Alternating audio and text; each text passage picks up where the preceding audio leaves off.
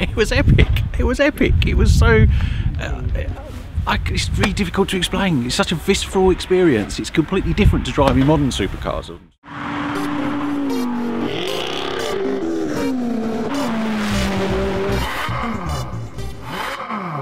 We've parked up in this lovely village. Now we're going to have a look at these cars. Jason, tell me a bit more about your 911, which is absolutely pristine. Yeah, so this is a complete minter. It's only got 18,000 miles on the clocks from new. It's a Carrera 3.2. It's obviously slim arches, but it's got the optional whale tail on the back. It's a lovely colour blue. It's in perfect condition. What a shape! Okay, so white carpet. Would you call it white? Is it cream? Cream, maybe. Maybe cream. I think we'd probably go with cream. Original blue point stereo.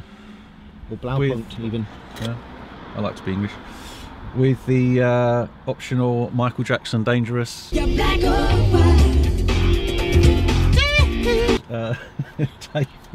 Essential for any 80s car. Essential tape. Obviously classic dashboard. Windscreen feels really close. Proper steering wheel. It's the one you want to see. Very nice. Do you know what it all does? I've not fiddled with it yet, so I'm a bit of a. I'm just guessing. That's a cigarette lighter. I think you might be right. Pretty much done by then. There you go. Yeah. Cigarette, classic sort of scattered button pattern that you get in these old 911s. Test that out for cigars.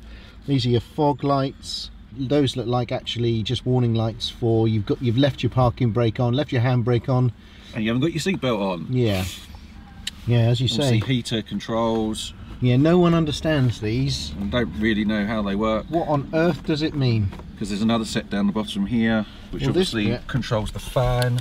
The heat. So this is the level of heat. Heat and fan, blowage, but also windscreen. The old pull toggle switch on the headlights. Lovely. Headlight washers. Wow, it's got headlight washers. It's got headlight washers, and what the hell does that? What's that thing? And there's something here which is which I think it might be rear window wipe. I think that is. Does it have a rear window? Yeah, it's got a rear windscreen wiper, so I think that's rear window optional wipe. Extra.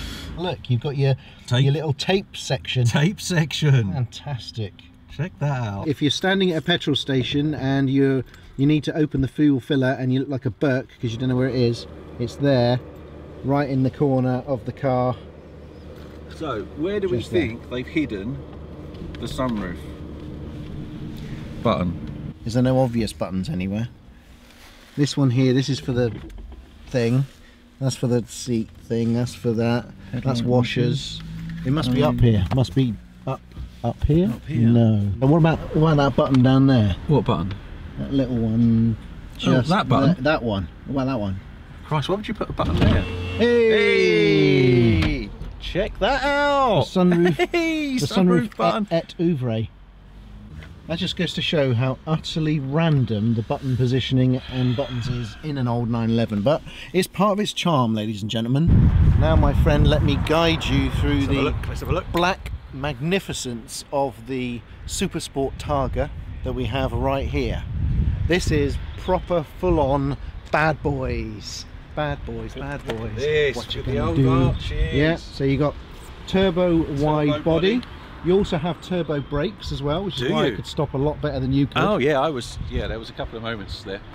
Super Sport, you see, so you get the turbo rear wing as well. Far more prominent Porsche logo across the back. You've got that classic Targa profile.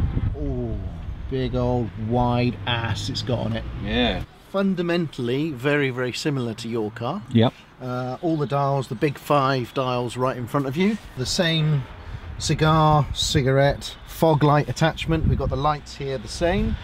No sunroof obviously because it's a pull-out Targa top. Which incidentally means that we've got pillarless doors. Oh, pillarless doors. That contributes to the coolness. Oh, how cool is that? We've got the same rear windscreen. We have the same washer here. The heating obviously controls are identical. I've just got a gap with nothing meaningful in it whatsoever. Big difference. I mean, obviously this car is all black leather, all over. Complimenting. Black looks amazing. Does make it very good. And this one's got a quite horrible aftermarket modern Blaupunkt sound system. The sound might be good, but as a unit I think I prefer the original. This one's done 69,000 miles, so obviously it feels a little bit looser than your one. Other than that, the same timeless 911 experience. Oh, look at that. Wow, look at that. That looks amazing. Look how clean it is. That is proper, isn't it? The timeless 3.2. That's incredible.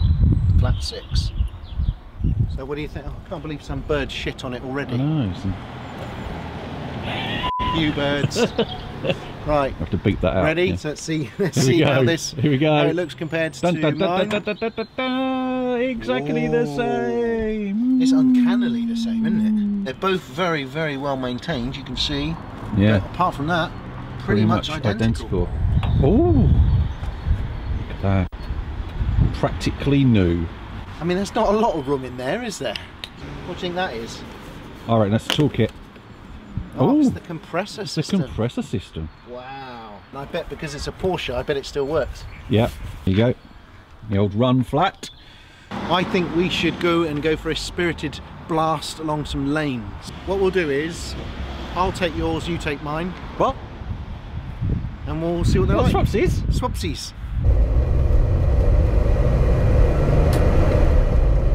So here we are. I'm in Jason's car now, the 3.2 Carrera,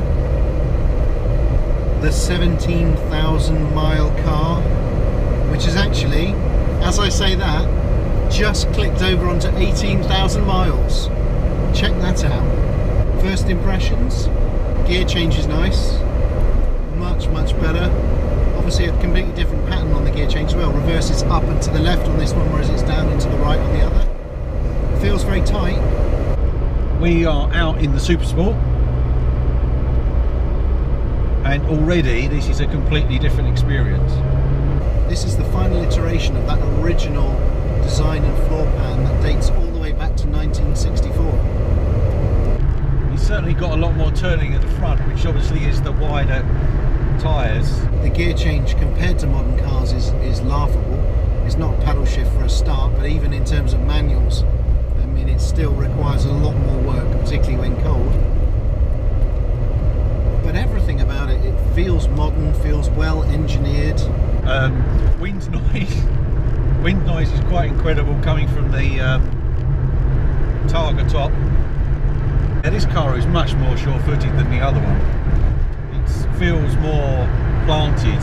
I guess that's because of the wider track compared to that car. The pedal box is different as well. The accelerator pedal is much closer to the brake, which makes it much easier for heel and toe. What is it that Jerry Seinfeld says? The feel of the wheel seals the deal. And he's dead right. Oh, Jason, this is lovely. What a great car you bought. Such a great experience driving this car.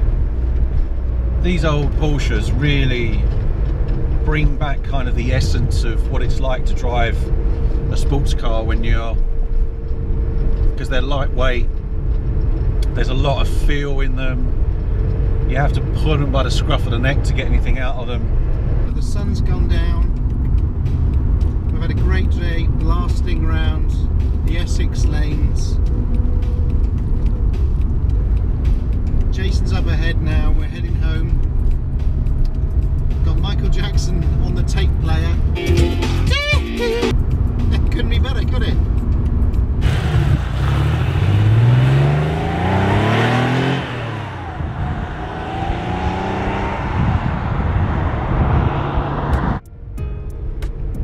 So what to look for then when you're buying a classic 911? You've got to look for something that you want. You've got to look for something that appeals to you, that speaks to you. You've got really the slim and turbo body to choose from. You can go for a coupe or a Targa or a convertible. Convertibles I always find a little bit floaty, a little bit wobbly, and they look a bit too much like an old style pram. But there's plenty of 911s to choose from. That's the great thing. You don't have to jump straight in and buy the first one you look at. Over the years, the 911 has been constantly tested and refined. Yet the classic design so elegantly combines the requirements of form and function that the lines have scarcely changed. Porsche, though, recently sold their millionth 911, so it's not like there isn't a lot of choice out there. In terms of colour, that's got to be down to your own personal preference. A lot of people start with the sort of real standard Porsche colours, so your Guards red or your white or black or silver. It's a good safe bet, means they're available easily for resale. People are always going to want them. If you go for something a little bit more obscure, it might be more difficult to sell on at a later date, but to be honest, you just got to get something that you like. A safe bet to start with would be an 80s car, particularly a late 80s car where they really developed the platform. 87 to 89 was when they brought in the new G50 gearbox, so it's a smoother change, much nicer, more robust gearbox. Also, you've got to figure that by the late 80s, that was when that first iteration running from 1964 to 89, that was the true pinnacle of development of that original 911 floor pan. The Porsche 911 Carreras, each a unique expression of Porsche's commitment to performance, quality, styling. So if you're going to go for one, that's unquestionably the best one to go for, really, because you're going to get the full development. Everything would have been honed and tested and checked. So of that era, before you move into the 964, which is a slightly different platform, you're getting just about the best car that you can get.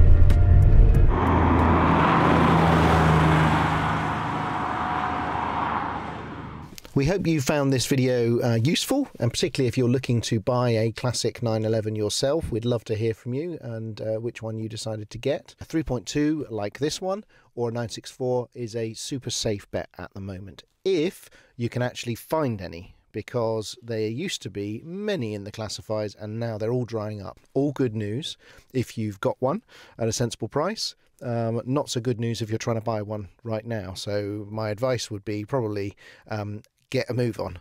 But also the search for the car guys in terms of 911 is far from over. We're in the process of looking at 964 RSs, which are one of the most iconic models. For us, the 911 story doesn't end here. This is just the beginning, and it's good to have a 911 and a Porsche section of the garage. Thanks for watching the video, guys. We really appreciate it. And if you like what we're doing here at the CarGuys.TV channel, please subscribe. It gives us a massive boost, and the more subscribers we get, hopefully the more videos we will do. Also, we can't get enough of your feedback, so as many comments and likes as you can, questions on the Car Guys collection, questions on what cars we like, can't get enough of it, so please do send us as many of those as you can. There'll be more videos coming up very soon.